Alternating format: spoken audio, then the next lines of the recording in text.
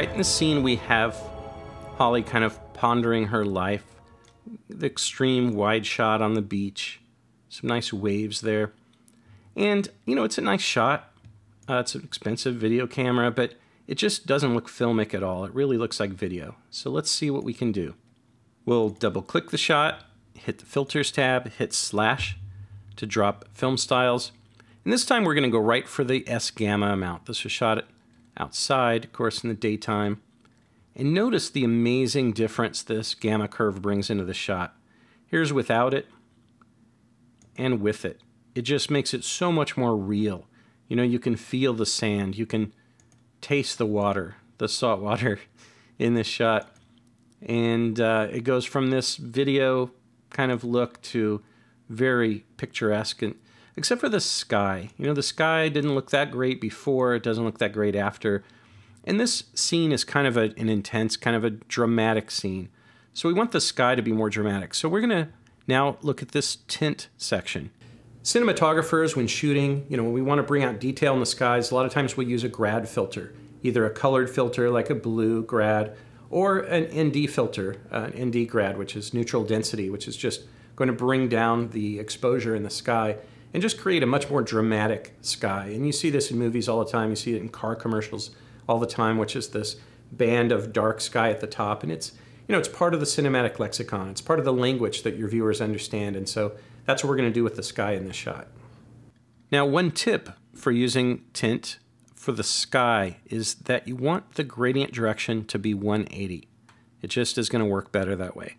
So we're going to set the tint gradient to 180. We're going to turn tint on, and look at that. Now it looks perfect. Thanks for watching. Okay, let's turn the tint gradient on. So now we see the gradient going from blue to red. The opposite, of course, because we have it at 180.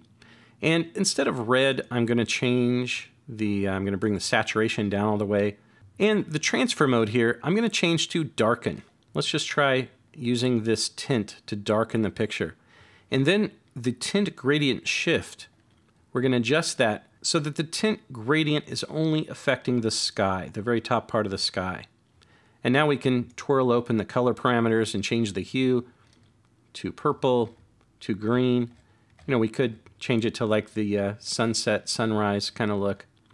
But we're going to just try to match the sky color here and just kind of find a nice blue.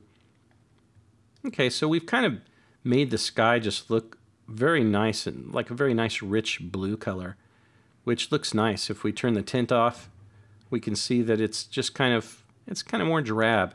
Maybe that's too much, too saturated, so we can bring the saturation down. You know, another thing we can do is if we bring the brightness down all the way, then instead of a color filter, and if we just bring this down to black, we notice it gives it a whole new look. You know, it's a little more somber, but it's still very dramatic and it looks really nice. And now it looks more like a neutral density filter. And we can kind of go in between. You know, everything we do is looking great. So it's just up to you. But again, if I turn the tint off, it just really is improving the sky up there. Now there's one more thing I'm going to do, and it's going to be press Shift// to bring our depth of field filter on this scene. And what I'm actually going to do, I'm going to bring darken up and bring the feathering down to set our mask. Instead of oval, I'm going to set a rectangle. Because what I really want to do in this shot is I just want to kind of blur out the foreground. You know, the sand right here in front of the camera. And so we're going to set our rectangle here that reaches to both sides. And so we're going to feather the edges of our mask quite a bit here. And then instead of darken, we're just going to bring blur up. So you notice, I mean, it's pretty subtle, you know what we're doing here. There's no blur, but we're just kind of drawing the eye away from the sand and a little bit towards her, and we're not really affecting the sky at all. Now, if we wanted, we could darken this area in front of the camera. It's almost like a cloud's coming in. That's also darkening the top of the frame a little bit. And kind of doing a little vignette thing, kind of a rectangle vignette. Actually, that's really cool looking. It's probably a little too much. A lot of times it's good to go too far and then dial it back. That's the quickest way to dial in a setting, is you go too far one way, too far the other way, and then find a kind of a happy middle there. But I mean, this looks nice.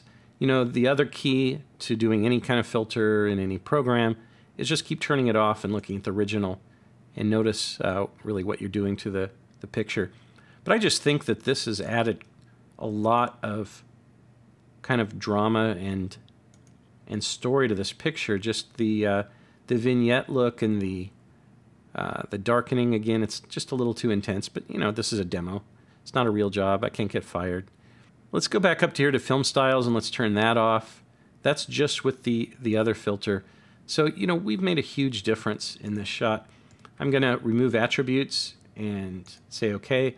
There is our original, and there it is after applying the Film Styles plugins. It just looks beautiful. Once again,